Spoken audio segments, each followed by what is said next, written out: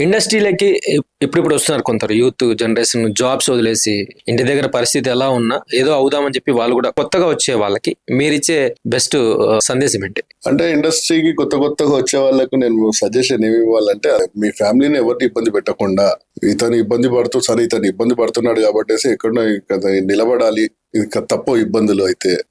So unnecessary ఇతని ద్వారా ఫ్యామిలీకి ఇబ్బందులు పెట్టకూడదు.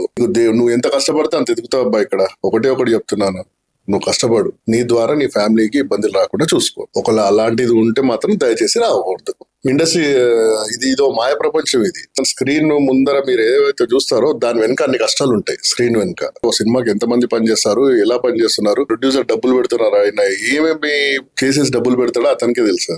సో ఇన్ని కష్టాలు ఉంటాయి. సో నువ్వు కూడా ఇక్కడ వచ్చేసి కష్టపడుతున్నావు అంటే నువ్వు ఏదో ఎదగడానికి, అట్ ది సేమ్ టైం నీ ఫ్యామిలీకి ఎటువంటి ఇబ్బందులు రాకుండా నువ్వు చూసుకొని నువ్వు ఇక్కడ నిలబడ్డావు అంటే వెల్ అండ్ గుడ్. ఓకే.